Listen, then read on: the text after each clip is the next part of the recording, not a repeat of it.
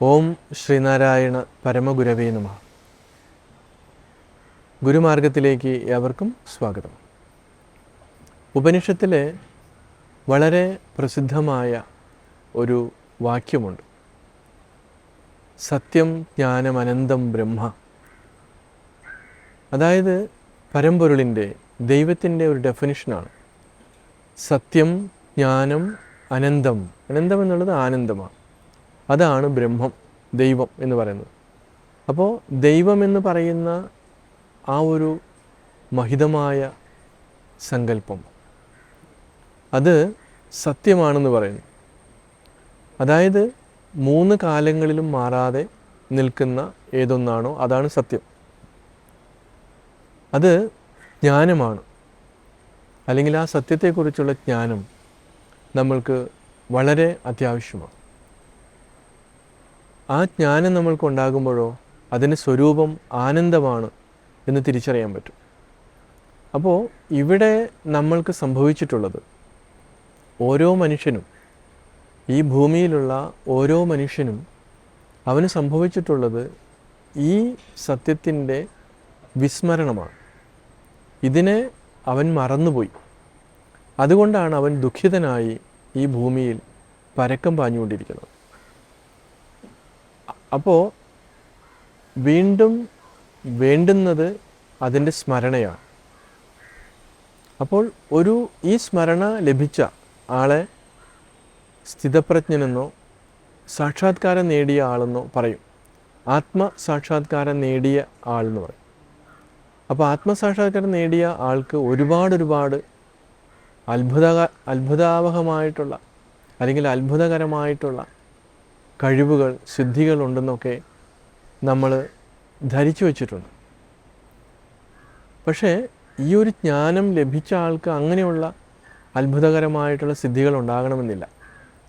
എന്തായാലും ഈ സത്യത്തെ തിരിച്ചറിഞ്ഞ ആൾ പറയുന്ന വഴിയിലൂടെ നമ്മൾ സഞ്ചരിച്ചാൽ നമ്മൾക്കും ആ ഒരു സ്മരണ പുതുക്കാൻ പറ്റും. അതുകൊണ്ട് ഉപനിഷത്ത് ചൂണ്ടിക്കാണിക്കാണ് തത്വമസി, അത് നീയാണ് എന്ന് പറയുന്നു. ആ ആചാര്യൻ, ആ ഗുരു പറയുകയാണ്. അങ്ങനെ ആ സ്മരണയെ പുതുക്കാൻ വേണ്ടിയിട്ട് അവരുപയോഗിച്ച ഒന്നാണ് ഒരു മഹാവാക്യം, തത്വമസി. മഹർഷിമാർ പല രീതിയിലും പല രൂപത്തിലും ഈ അറിവിനെ മറ്റുള്ളവരിലേക്ക് പകരാൻ വേണ്ടി ശ്രമിച്ചിട്ടുണ്ട്.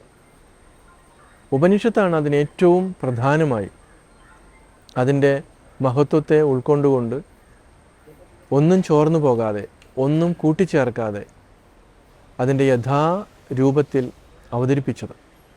പക്ഷെ അങ്ങനെ അവതരിപ്പിച്ചപ്പോഴും അത് ഉൾക്കൊള്ളുവാനുള്ളൊരു മാനസികാവസ്ഥ ഇല്ലാതെ പോയി ആളുകൾക്ക്. അതുകൊണ്ടാണ് അഹം ബ്രഹ്മാസ്മി എന്നൊക്കെ പറയുമ്പോൾ, ഈ തത്വമസി എന്ന് പറയുമ്പോൾ അതിനെ നിരന്തരം ചൊല്ലിക്കൊണ്ടിരിക്കും, ജപിച്ചുകൊണ്ടിരിക്കും, അല്ലെങ്കിൽ അതിന് കുറച്ച് കർപ്പൂരം കത്തിച്ച് ആരാധിച്ചുകൊണ്ടിരിക്കും. അങ്ങനെയല്ല ചെയ്യേണ്ടുന്നത്.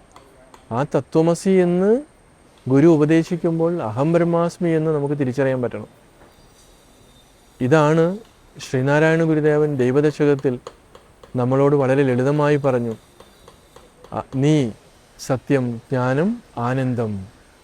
അപ്പോൾ നമ്മൾ ഓരോരുത്തരും ആ സ്മരണയിൽ, ആ ഒരു സ്മരണ പുതുക്കി, നമ്മുടെയൊക്കെ ഉള്ളിലിരിക്കുന്നത് ആ ചൈതന്യം തന്നെയാണ്, ആ ദൈവം തന്നെയാണ് എന്നുള്ള ആ സ്മരണ പുതുക്കി നമ്മൾ യഥാർത്ഥ സ്വരൂപത്തെ തിരിച്ചറിഞ്ഞ് ഇവിടെ സ്വതന്ത്രരായി ജീവിക്കണം, സുഖമുള്ളവരായി, സന്തോഷമുള്ളവരായി ഇരിക്കണം എന്ന് ഗുരു ആഗ്രഹിച്ചിരുന്നു. പക്ഷേ ആ ഒരു അറിവിൻ്റെ ആഴത്തിലേക്ക് ഇറങ്ങിച്ചെല്ലുവാൻ ഇന്നും പലപ്പോഴും അപകർഷതാബോധം, അല്ലെങ്കിൽ അറിവിൻ്റെ യഥാർത്ഥത്തിലുള്ള ആ ശക്തി ഉൾക്കൊണ്ടുകൊണ്ട് പോകുവാൻ അവരുടെ രജോ ഗുണവും തമോ ഗുണവും തടസ്സപ്പെടുത്തുകയാണ്. അവരുടെ മനസ്സിൽ അന്തർലീനമായിരിക്കുന്ന ഈ ഗുണങ്ങൾ, തമോ ഗുണം, കാരണം തമോ ഗുണവും രജോ ഗുണവും ഒരിക്കലും സത്വഗുണത്തെ അല്ലെങ്കിൽ യഥാർത്ഥത്തിലുള്ള ആ ചൈതന്യത്തെ തിരിച്ചറിയാനായിട്ട് സാധിക്കാത്ത ഒന്നാണ്. അതിന് അവരുടെ ഭക്ഷണ രീതിയും മറ്റു പല കാര്യങ്ങളും വീണ്ടും മനസ്സിനെയും ബുദ്ധിയെയും മരവിപ്പിക്കുന്ന രീതിയിലാണ് അത് പോയിക്കൊണ്ടിരിക്കുന്നത്. നമ്മുടെ ചുറ്റുപാടും ഈ ഒരു യാഥാർത്ഥ്യം, അതായത് തമസ്സും രജസ്സും മാത്രമാണ് ഈ ആളുകളിൽ മുന്നിട്ട് നിൽക്കുന്നത്. അതുകൊണ്ടാണ് നമ്മുടെ ഇന്നത്തെ ചുറ്റുപാട് നമ്മൾ ശ്രദ്ധിച്ചാൽ അറിയാം, ഏറ്റവും കൂടുതൽ മയക്കുമരുന്നും അതുപോലെ തന്നെ മദ്യവുമൊക്കെ ഉപയോഗിച്ച് അവരുടെ ബുദ്ധിയും മറ്റും നഷ്ടപ്പെടുത്തിക്കൊണ്ട്, ശരീരവും മനസ്സും ബുദ്ധിയും ഒക്കെ നഷ്ടപ്പെടുത്തിക്കൊണ്ട് അവർ ജീവിക്കുകയാണ്. അപ്പോൾ എന്തുകൊണ്ട് ഇങ്ങനെ സംഭവിക്കുന്നു? ഇത് നമ്മൾ തിരിച്ചറിയണം.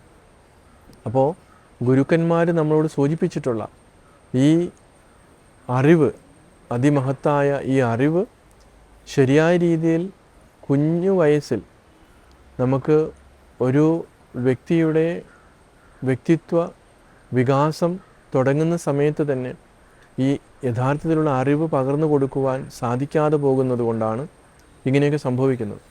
തീർച്ചയായിട്ടും പരമഗുരു നമ്മളോട് ഉപദേശിച്ച ആ തത്വത്തിലേക്ക് നമുക്ക് ഉണരുവാൻ ഇനിയും നമുക്ക് സമയം പാഴാക്കാനില്ല. അതിന് സാധിക്കട്ടെ. ഏവർക്കും നമസ്കാരം.